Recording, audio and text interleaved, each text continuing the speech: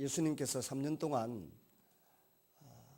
이스라엘 땅에서 말씀을 전하시고 하나님 나라를 전파하셨습니다.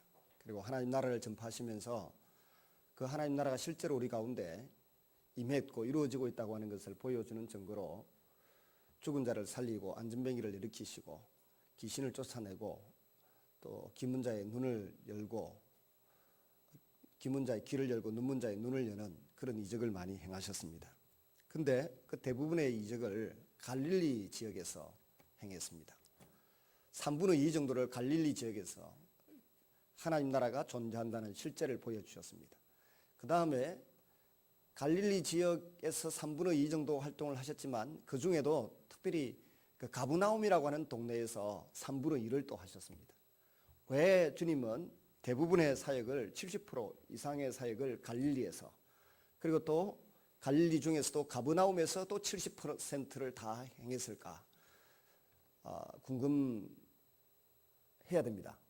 근데 그 이유가 뭔가 하면은 거기는 교통의 요청주의입니다. 온 세계 만방으로 또 이스라엘 온 땅으로 이렇게 그 어떤 일이 벌어지면 소문이 잘 퍼져갈 수 있는 요청지 그 자리에서 이적을 행하셨습니다. 소문이 잘 나는 곳, 강구가 잘 될 수 있는 요청지에서 사역을 하셨던 것입니다. 그래서 요즘도 지혜로운 사람들은 사람이 많이 모이는 곳에 가서 그물을 던지고 사람이 많이 영향력을 가지고 있는 곳에서 복음을 전하고 교회를 세우고 일을 하려고 애를 많이 쓰죠. 예수님의 치유사역은 단순히 병고침 자체를 위한 것이 아니었습니다. 치유의 결과를 통해서 병든 자들을 온전케 하시고 또 온전케 하심을 통해서 하나님 나라가 이 땅에 드러났다고 하는 것을 증거로 삼아 보여주는 것입니다. 즉 예수님이 이 가브나움 동네에서 행하신 병고침의 소문으로 온 이스라엘 지역에서 예수님이 누구신가에 대한 관심이 고조되었습니다. 그리고 예수님의 정체성이 결국은 사람의 그 입소문을 타고 온 이스라엘 땅에 온 세계로 전해지는 그런 계기가 되는 곳이 이곳이었습니다. 이것은 이사야 35장의 예언에서 미리 예고된 대로 메시아가 오시면 이런 일이 일어난다라고 하는 기대가 있었는데 그 기대가 실제로 이루어져서 이제 온 세상에 전파되는 효과가 나타나게 되었습니다. 이사야서는 BC 700년경에 기록되었습니다. 근데 약 150년 뒤에 유다는 멸망하게 될 것이고 그로부터 많은 시간이 흐른 이후에 메시아가 오게 될 것이다 라고 하는 그런 구원의 날이 도래하게 될 것이다 라고 하는 예언을 하고 있습니다. 나라가 150년 뒤에 망할 것이다 라고 하는 것을 예고하는 것도 고통스러운 일이고 그 이야기를 듣고 있는 사람도 기분 나쁜데 나중에 나라가 회복되고 메시아가 오셔서 죄인을 구원하고 모든 사람들을 심판할 것이라고 하는 말씀이 전해질 때 과연 그럴까 하는 그런 그 생각을 해보게 되는 것이죠. 호기심을 갖게 되고 또 어떤 사람은 소망을 갖게 됩니다. 그럴 때에 그럼 메시아가 왔다는 증거는 뭐냐? 그리스도가 왔다, 하나님의 아들이 왔다, 혹은 다윗의 후손이 되는 이 메시아가 왔다라고 할 때 그 증거를 뭐로 삼느냐? 그것이 그들에게는 중요했습니다. 이사야와 에레미야, 에스겔 이런 사람들이 세 가지를 이야기했습니다. 하나는 다윗의 후손일 것이다. 둘째는 베들레헴에서 태어날 것이다. 또 셋째는 엘리야라고 하는 이 소위 세례 요한 엘리야라고 하는 사람이 먼저 와서 그가 누구인지 증명을 할 것이다. 이 세 가지를 이야기를 했습니다. 그리고 하나 덧붙이자고 하면 이사야 35장 5절 6절에 나오는 이야기들인데 그때 맹인이 눈이 밝을 것이고 못 듣는 사람의 귀가 열릴 것이고 그때에 저는 자는 사슴같이 뛸 것이며 말 못하는 자의 혀는 노래하리니 이는 광야에서 물이 솟겠고 사막에서 시내가 흐를 것입니다. 이런 일이 일어날 것이라는 겁니다. 다윗의 후손, 베들레헴 출신, 또 엘리야의 심령과 능력을 가진 자가 와서 증거할 것, 세 번째는 온갖 기적과 이적을 통해서 네 번째는 자신이 메시아라고 하는 것을 증명할 것이라는 것입니다. 이런 일이 일어나야 메시아가 왔다는 사실이 이제 믿어지게 됩니다. 마태는 그 사실을 이제 유대인들에게 알려주려고 합니다. 그 알려주려고 하는 목적으로 8장과 9장이 기록이 되어 있습니다. 예수님은 교통의 요충지에서 그 사실을 행동으로 3년 동안 보여주고 계십니다. 단지 치유가 아니라 하나님 나라가 왔고 이루어져 가고 있다. 그것을 알려주기 위한 방편으로 이 일을 행하셨다는 것입니다.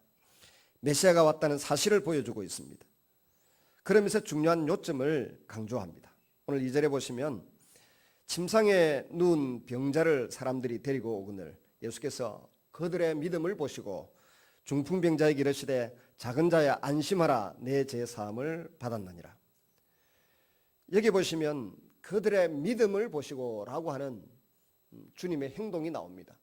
주님이 우리에게서 찾으시는 것은 우리의 죄를 찾아서 정죄하고 우리의 성격이나 우리의 과거의 행적 가운데 잘못된 것을 지적하고 고치려는 게 아니에요. 정말 자신을 하나님의 아들로 메시아로 인정하는가 또 믿는가에 대한 그 믿음을 보기를 원하세요. 여러분의 심령 속에 그 믿음이 자리 잡기를 원합니다. 다윗의 자손이여 나를 불쌍히 여기소서라고 이 9장에 부르짖었던 두 소경처럼 예수님이 다윗의 후손이고 메시아로 오셨다라고 하는 이 고백을 하는 믿음이 내 속에 있는가 없는가 그걸 보여주려고 애를 쓰시는 것입니다. 사람들이 자기에게 있는 것을 가시해서 사람들의 관심을 끌려고 합니다. 부모님들은 내가 돈을 이렇게 많이 가지고 있으니까 너희들 나한테 잘해라. 그걸 가지고 뭔가 자꾸 자식들의 효를 가르치고 유도하려고 합니다. 또 뭐 재주가 있는 사람은 내가 너희들에게 인정받을 만한 영광을 취할 만한 뭐가 있다는 것을 보여주려고 애를 많이 씁니다. 그래서 예수님이 사람들에게 지적하기를 너희가 사람의 영광을 서로 구한다 그랬습니다. 그 말은 요한복음에 보면 나오는데 너희가 사람의 영광을 서로 구한다. 서로가 격려해주고 칭찬해주고 인정해주고 슈퍼스타다 그러고 박수 쳐주고 하는 이 한호 여기에 그냥 생의 목적을 두고 살아간다는 것입니다. 그건 다 헛된 것이다 하고 주님 말씀하셨죠. 우리가 보여줘야 할 것은 하나님에 대한 믿음이 분명히 내게 있다라고 하는 것을 보여줘야 됩니다. 그런데 믿음이라고 하는 것이 어떤 것입니까? 믿음은 하나님과 사람의 영혼을 연결시켜주는 다리입니다. 따라하겠습니다. 하나님과 우리의 영혼을 연결시켜주는 줄이다. 근데 처음에는 이 믿음의 줄이 눈에 보이지 않을 수도 있고 약할 수도 있어요. 우리나라에도 그렇고 외국에도 큰 관광지를 보면 산과 산 사이에 계곡에 큰 다리가 놓여 있는 것을 보게 됩니다. 그 다리를 어떻게 처음에 놓았을까요? 현수교 같은 거. 활을 가지고서 화살 뒤에다가 작은 줄을 연결합니다. 조그만 가벼운 실을 연결해서 낚싯줄 같은 거 활을 멀리까지 쏩니다. 쏘고 나면 저쪽 언덕까지 계곡까지 도착하잖아요. 그러면 그 작은 줄에다가 낚싯줄 같이 연약하고 가난한 줄에다가 그 다음에 조금 더 무거운 줄을 달아서 끌고 가고 그 다음에 조금 더 무거운 줄을 달아서 끌고 가고 점점 줄이 이제 강철을 묶어서라도 끌어당겨서 두 산 사이의 계곡에 줄을 연결합니다. 그리고 거기에다가 이제 철 구조물을 갖다가 장치를 하고 해서 우리가 꿀렁꿀렁하면서 건너다니는 그 현수교 강력한 다리가 놓아지게 됩니다. 믿음이라고 하는 것도 마찬가지입니다. 처음에는 가느다란 낚싯줄과 같습니다. 눈에 잘 보이지도 않습니다. 그런데 거기에 점점 지식이 더해지고 하나님에 대한 지식, 성경 말씀에 대한 지식이 더해지고 체험이 더해지고 기도의 응답이 더해지고 순종해서 복을 받고 하는 가운데 아주 튼튼한 철 같은 그런 믿음의 줄이 나와 하나님 사이에 연결이 되어 있는 것입니다. 때로는 이 믿음의 줄을 포기해버리고 끊어버리고 내 마음대로 살고 싶은데 그래 살아봤자 나에게 큰 유익이 없다는 것을 알기 때문에 이 튼튼한 동아줄, 이 철심과 같은 믿음을 갖고서 주님을 바라보고 주님을 찬양하고 주님을 높이고 주의 말씀을 붙들고 기도하고 주의 말씀대로 순종하며 살아가는 것이 저와 여러분 우리 그리스도인인 줄로 믿으시기를 바랍니다. 오늘 주님이 보신 이 믿음은 어떤 믿음일까요? 예수님의 능력을 보고 찾아온 것이 아닙니다. 그들은 예수님을 다윗의 후손으로 인식하고 받아들였으며 그와 동시에 메시아이시기 때문에 이 병자를 데리고 오면 나을 수 있다고 하는 확신을 갖고 왔다는 것입니다. 이사야 35장의 소망스러운 이야기가 실제로 현실이 된다는 확신을 갖고 있다는 것입니다. 또 만약 이들의 믿음 앞에서 예수님께서 다윗의 후손으로서 병을 고치는 것을 나타내지 않으신다고 하면 그것은 예수님의 정체성과 관련되어 큰 수치의 시작점이 되는 것입니다. 우리는 이 본문을 통해서 다른 이들의 믿음을 통해서 다른 사람들이 구원을 얻는 것과 관계 있는가 하는 문제를 제기해 볼 수 있습니다. 당사자가 믿음이 있어서 병 고침 받고 구원 얻는 것인데 오늘 본문은 당사자의 믿음은 전혀 언급되지 않고 있습니다. 마가복음 2장에도 등장하고 오늘 본문 마태복음 9장 2절에도 등장하는데 저희의 믿음, 그 사람의 믿음이 아니고 그를 침상에 메고 데리고 온 그 사람들의 믿음을 이야기하고 있습니다. 그 친구들의 믿음입니다. 그러므로 스스로를 위하여 예수님을 향한 믿음을 잘 간직하는 것은 당연한 일입니다. 그런데 이웃을 위하여 믿음을 잘 간직하고 주님 앞에 나아가는 것도 우리 성도의 의무라고 볼 수 있습니다. 실제로 마태복음에는 예수님께서 다른 사람의 믿음으로 치유의 기적을 경험하는 경우를 몇 차례 더 언급하고 있습니다. 8장 5절에서 13절에도 로마의 백부장이 자기 집에 있는 하인을 고쳐달라고 예수님께 찾아와서 요청을 합니다. 그 백부장의 믿음 때문에 그 하인이 나음을 입었습니다. 오늘 저와 여러분의 믿음 때문에 하나님의 치유를, 하나님의 능력을 경험하는 사람들이 많이 일어날 수 있기를 바랍니다. 나 때문에 구원 얻는 사람이 있어야 되는데 나 때문에 사람들이 오히려 믿음을 저버리는 일이 일어나서는 안 되겠죠. 또 15장에 보면 마태복음 15장 22절 28절에 보면 예수님이 두로와 시돈, 즉 지금의 레바논 지역에 들어가셨습니다. 그런데 그곳에서 한 수르보닉의 여인이, 가나안 여인이 나와서 소리를 질렀습니다. 다윗의 자손이여 나를 불쌍히 여기소서. 내 딸이 흉악하게 귀신 들렸나이다. 예수님이 냉담하게 대답하니까 개들도 주인의 상에서 떨어지는 부스러기를 먹나이다. 겸손한 믿음의 고백을 할 때 주님이 드디어 반응을 보이십니다. 28절에 보시면 이에 예수께서 대답하여 이르시되 여자여 내 믿음이 크도다. 내 소원대로 되라 하시니 그때로부터 그의 딸이 나으니라. 어머니의 간절한 믿음, 분명한 지식에 근거한 믿음과 그 호소 때문에 그 딸이 고침받고 구원 얻는 역사가 나타났다는 것입니다. 마태복음에 등장하는 주 특징이 뭔가 하면 다윗의 자손이라고 하는 용어입니다. 예수님을 가리켜서 부를 때 다윗의 자손 주여라고 부르는데 그것은 바로 유대인들만이 아는 메시아가 왔다라고 하는 사실을 아는 사람들이 주님을 이렇게 찾았고 메시아 다윗의 자손이라고 불렀던 그 사람들은 고침을 받았고 구원을 경험했다라고 하는 사실을 알려주기 위해서 자꾸만 다윗의 자손이여 예수님을 그렇게 호칭하고 있는 것입니다. 그렇게 이방 지역에도 소문이 났습니다. 갈릴리 가브나움이라고 하는 이 교통의 요충지, 온 세계로 사통팔탈 통하는 그 요충지에서 이루어졌던 일 때문에 레바논 지역까지 북쪽에 두로와 시돈 지역에 있던 한 고통당하는 여인마저도 예수님이 메시아라고 하는 소문을 전해 듣고 그분에게 도움을 요청했을 때 큰 구원이 그 집의 딸에게 임했던 것을 볼 수가 있습니다. 여러분, 우리 자신의 믿음을 잘 돌아보아야 합니다. 나만 구원 얻는 믿음이 아니라 내 믿음 까닭에 내 남편이, 내 자식이, 내 이웃이 구원 얻을 수 있다는 믿음을 가지고서 주님 앞에 간절히 매달리시고 주님을 간절하게 부르짖는 여러분이 되시기를 주님의 이름으로 부탁을 드립니다. 소자야 그랬습니다. 이 소자야라고 하는 말은 작은 자야라는 말인데 우리는 어린 아이를 대상으로 그렇게 주로 호칭합니다만은 유대인들은 어린 아이들을 소자야라고 부른 것이 아닙니다. 유대인들은 스승이 제자를 부를 때 주로 그렇게 불렀다고 합니다. 그리고 사도 요한은 나이 90이 지나서 설교할 때 성도들을 바라보고 소자들아 그렇게 부르면서 설교했다고 하는 전설이 전해져 오고 있습니다. 그래서 이 오늘 중풍병자가 어린 아이나 젊은이라고 생각할 필요는 없다는 것입니다. 내 죄 사함을 받았느니라 하는 말씀의 근세는 또 어떤 의미입니까? 그 중풍병 나아라 그렇게 말씀하신 것이 아니고 다른 사람들의 믿음을 보고 그 친구들의 믿음을 보시고는 소자야 내 죄 사함을 받았느니라 그렇게 말씀했습니다. 죄 사함을 받았다는 말은 유대인들에게 입장에서 여러 가지를 의미했습니다. 물론 죄를 사하실 수 있는 분은 그 권세가 있으신 하나님 한 분뿐이었습니다.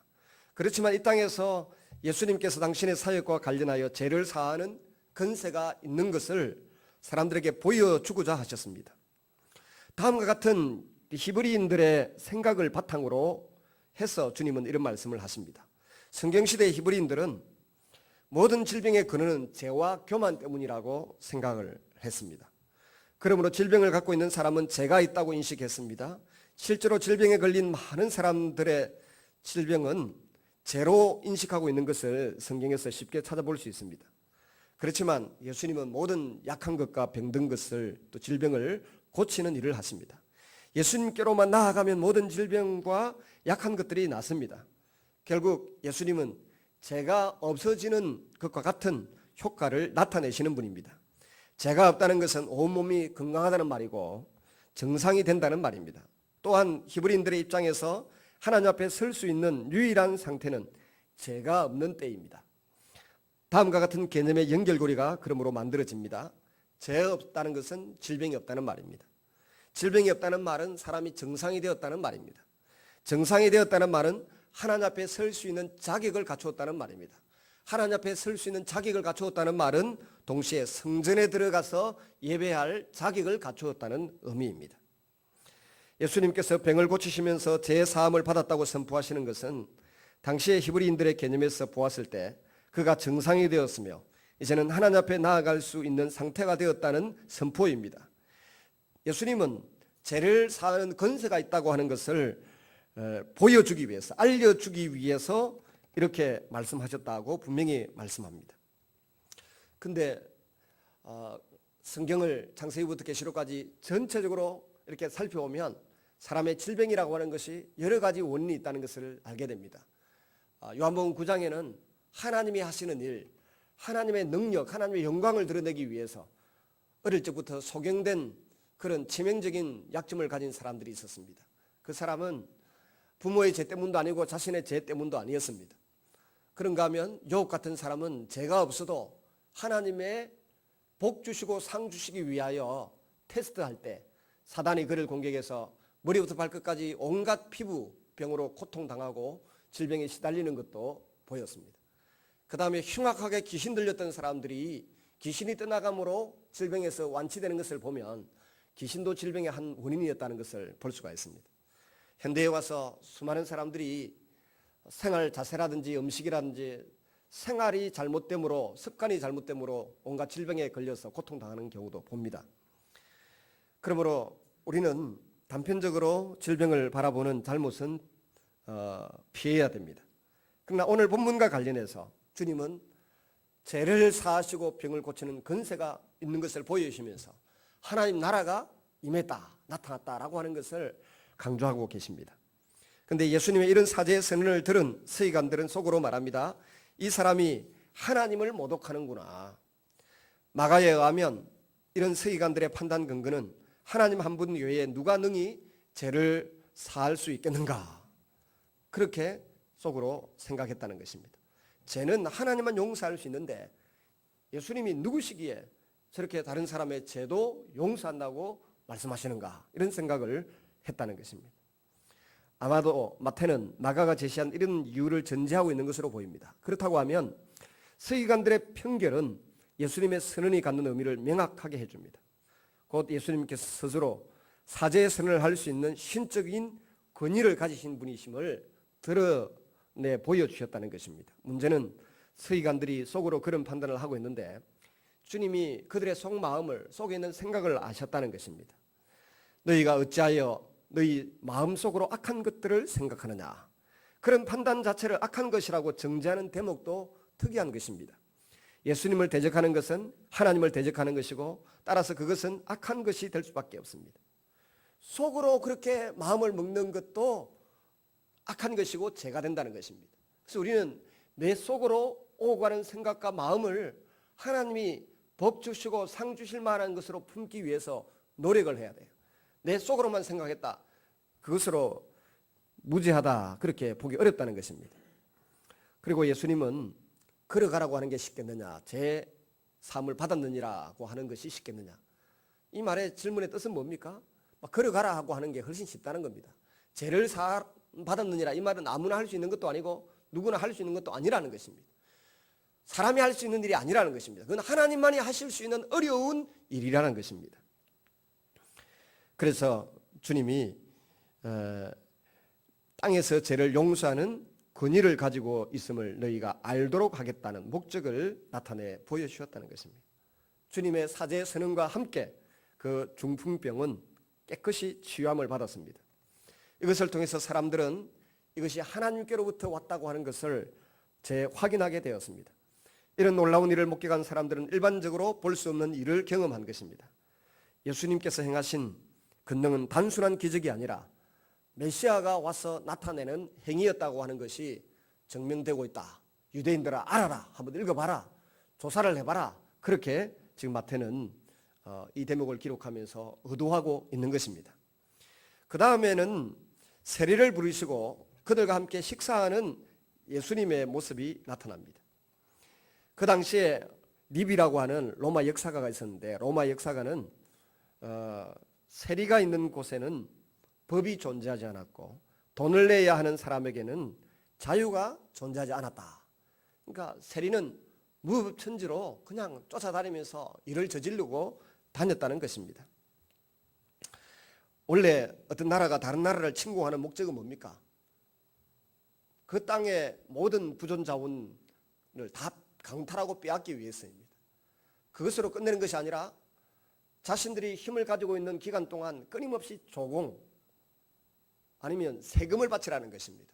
세금을 많이 착취하고 빼앗기 위해서 그 다른 나라를 침공하고 대신에 너희가 세금을 바치는 동안은 너희 나라를 내가 지키고 보호해 주겠다. 그렇게 약속을 하는 것이죠. 근데 그 당시에 세리들은 그 세리의 자격을 얻기 위해서 시험을 치르거나 뭐 이런 게 아니고 입찰을 했다고 합니다. 내가 얼마간 세금을 거두어 드리겠다, 바치겠다. 입찰을 해서 입찰에 합격한 사람들이 미리 자기 돈을 가지고 세금을 다 내고, 주로 세금을 다 내고 낸 것만큼 자기가 그 지역에서, 특정한 지역에서 그 세금을 거두어 드렸다고 합니다. 로마 정부는 그 세리를 이제 보호해주고 지방 관리도 보호해주면서 서로 삼각 결탁 관계가 되는 것이죠. 예수님께서 활동하던 시대에는 로마의 아우구스투스와 티베리우스 황제가 제위하고 있던 기간입니다. 이 두 황제 시대에 로마는 그 이전 시기와는 다른 세금 정책을 실시했습니다. 지방 관리들이나 왕들이 세리를 고용해서 세금을 거두어들이는 그 방식에 불만이 많이 생기자 이제 다른 방식을 만들었습니다. 국민들의 심각한 불만과 개인 재산 사유 제도를 선호하던 자신의 의지대로 국민 개개인의 재산에 근거해서 세금을 부과하는 개인세를 적용하기 시작했다고 합니다. 그러나 아우구스투스의 이런 세금 정책은 나중에 세리들의 활동을 더욱 부추기는 심각한 결과로 되돌아왔습니다. 왜냐하면 개인의 재산을 근거로 해서 1%가량의 세금만 거둬들이는 아우구스투스의 세금 정책은 결과적으로 지방 관리들이 1% 이상을 거둬들이는 것에 대해서는 더 이상 로마 정부와 나누어 가질 필요가 없다는 의미가 되었습니다. 그래서 지방 관리들과 세리들은 1%를 거둬들인 것이 아니라 2%, 5%, 10%를 거둬들여서 1%만 로마 제국에다 바치고 나머지는 자기 몫으로 다 착취했다는 것입니다. 이런 세리들의 활동 때문에 당시의 세리들은 그 직업에 또 대해서 엄청난 악감을 유발시켰습니다. 뭐 범죄 유발자 이런 그 영화 제목도 있던데, 하여튼 이 세리들은 악한 감정을 유발시키는 유발자였습니다. 세리는 죄인과 같은 의미로 이제 인식되기까지 했습니다. 죄인의 무리와 같은 부류로 인식되었다는 의미는 하나님 나라를 소유할 수 없고 하나님 나라에 들어갈 수 없다는 것을 뜻했습니다. 죄인의 무리 가운데 포함된 이 세리를 예수님께서 친구로 삼고, 마태 같은 사람도 세리였는데 불러서 제자로 삼았다고 하는 것은 주님이 얼마나 이 죄인들을 사랑하시고 죄인을 불러서 천국 백성으로 삼으시는 일에 다른 사람 눈치 보지 않고 그냥 자기 할 일을 하셨다는 것입니다. 왜냐하면 구제를 베푸는 것을 하나님 나라의 가장 큰 의를 행하는 것으로 인식하고 있던 그 시대에 착복과 억압과 약탈을 삼았으므로 세리는 자연스럽게 하나님 나라와는 거리가 멀다고 공론화되어 있었습니다. 그런데 예수님께서 세리들과 죄인들과 함께 앉아서 먹고 마시는 행위를 통하여 이들에게도 하나님 나라의 문이 열려 있고 하나님 백성이 될 수 있는 기회가 주어져 있다고 하는 것을 상징적으로 보여주었습니다. 그리고 예수님은 자기 사역의 목적, 즉 이 땅에 오심의 목적을 한마디로 요약하셨습니다. 내가 의인을 부르러 온 것이 아니요 죄인을 부르러 왔노라. 이것이 주님의 사명선언과 같은 말씀이 되었습니다. 사실 12절에 나오는 예수님이 들으시고 이르시되 건강한 자에게는 의사가 쓸데없고 병든 자에게는 쓸데있느니라. 이 말은 그 시대의 사람들이 그냥 객언처럼 속담처럼 늘 주고받는 이야기였습니다. 이것을 예를 들어 하나 설명하시고 나는 의인을 부르러 온 것이 아니라 죄인을 부르러 왔다, 이렇게 말씀하셨습니다. 이 세상에 죄인이 아닌 사람이 없습니다. 성경의 위대한 인물들도 인간적인 약점과 온갖 제약을 다 가지고 있던 사람들이었습니다. 창세기부터 등장하는 여러 인물들을 한번 훑어볼까요? 노아를 생각해 보십시오. 노아는 그 시대의 의인으로서 홍수 심판을 면했던 사람이지만은 그 이후에 보니까 술에 취해서 자기 딸과 관계를 맺어서 암몬 족속과 모압 족속을 낳는 치명적인 실수를 저질렀던 사람입니다. 또 아브라함을 보세요. 아브라함은 틈만 나면 아내를 누이라고 속여서 그냥 이방의 임금에게 둘째 셋째 부인으로 넘겨주는 파렴치한 인물이었습니다. 뿐만 아니라 하갈도 주니까 넙죽받아서 이스마엘 낳고, 또 그것만 있은 것이 아니라 그두라라고 하는 후처도 데리고 아를 7명이나 낳고, 또 모세도 보십시오. 성질이 들어와가지고 그냥 에집트 사람 돌로 쳐서 죽였는지 주먹으로 쳐서 죽였는지 지팡이로 때려 죽였는지 하여튼 때려서 살인을 범하고 40년 동안이나 멀리 도망갔던 도망자 신세였습니다. 틈만 하면 모세가 성질 부려서 십계명 2돌판 그 아까운 거를 던져 부숴버리고 다시 깎아서 만드라고 죽을 생고생을 하고, 또 한순간에 40년 동안 자신과 함께 동행하셨던 그 하나님에 대한 깊은 신뢰가 한순간에 사라져서 반석의 지팡이를 보고 명령하라 그랬는데 2번이나 지팡이로 내리쳐가지고 성질 부리다가 가나안 땅에 들어가지 못하는 약점을 저질렀습니다. 다윗은 수많은 사람도 죽였지만 자기를 위해서 목숨 바쳐 일하는 충신 우리아도 적진 깊숙한 곳에 보내어서 죽도록 했고, 그 아내마저도 빼앗아서 그냥 지나가는 그런 아주 파렴치한 인간이었습니다. 뿐만 아니라 아들이 자기 누이 동생을 겁탈을 했을 때 아버지가 돼가지고 단호하게 본때를 보였으면 그 왕자들이 죽임을 당하는 불상사가 일어나지 않았을 텐데 아비로서의 책임을 다하지 못하는 어리석은 아버지였습니다. 여러분, 성경에 등장하는 위대한 인물들 신약시대를 넘어와서도 베드로를 보세요. 주님을 3번이나 부인하고 저주까지 하고 맹세까지 했던 약한 인간이요 죄인이었을 뿐입니다. 사도 바울을 보십시오. 그 안디옥 교회, 가장 은혜롭고 아름다웠다는 그 초대 안디옥 교회, 시리아 안디옥 교회에서 자기를 한때 돌봐주고 이끌어 주었던 그 바나바와 크게 다툼을 벌여서 최초의 교회 안의 다툼, 싸움을 일으켰던 사람이 기록상으로는 사도 바울입니다. 마가를 수용하겠다 하지 못하겠다 그걸 가지고 제대로 된 인간이 아무도 없습니다. 주님이 들어서 쓰셨던 사람들 가운데 제대로 된 인간이 아무도 없어요. 다 인간적인 약점과 하나님 앞에 용서받지 못할 죄악을 저질렀던 사람이지만 주님은 그런 사람들을 불러서 죄를 용서하시고 천국 백성으로 삼으시고 하나님 나라에서 하나님을 찬양하고 하나님을 높이고 하나님을 드러내고 하나님의 사랑을 전할 수 있는 일꾼으로 빚어 만들어서 쓰셨다고 하는 사실을 여러분 기억하시기를 바랍니다. 말씀을 믿습니다. 마태복음은 예수님이 하나님의 아들이시고 메시아라고 하는 사실을 전해주기 위해서 마태가 유대인들을 읽으라고 히브리인들을 읽으라고 기록했습니다. 그래서 계속해서 하나님 나라가 임했다. 하나님 나라가 임한 증거가 뭐냐? 안전병이가 일어나 걷고 김은 자가 귀가 열려 듣고 눈먼 자가 눈을 열어 보게 되고 벙어리가 말하게 되는 이적이 일어나게 될 것이다. 이사야 선지자가 35장 5절 6절에 예고한 그대로 예수님이 오셔서 메시아가 왔다는 증거를 그것으로 강력하게 보여주고 있다고 하는 그런 사실을 지금 계속해서 풀어나가고 설명하고 있는 중입니다. 이렇게 우리 가운데 찾아오신 이 예수님이 2000년 전 유대 갈릴리 지역에서만 그 일을 행하신 것이 아니라 주님이 하늘나라 가시면서 우리에게 보혜사 성령을 보내주시고 그 성령이 이제 너희와 함께 할 때 내가 너희와 함께 있는 것보다 더 큰 그 유익이 너희들에게 있을 것이라고 말씀하신 대로 그 유익한 일이 우리 가운데 일어나고 있음이 얼마나 감사한지요. 오늘도 주님이 우리에게 주시마 약속하신 그 성령이 우리 곁에 와 계시고 우리 속에 임하여 계시니까 이 성령님의 은혜를 기대하고 사모하는 가운데 하나님의 큰 이적, 큰 능력을 경험하고 하늘나라 백성으로서 당당하게 사는 여러분 되시기를 주의 이름으로 축원합니다.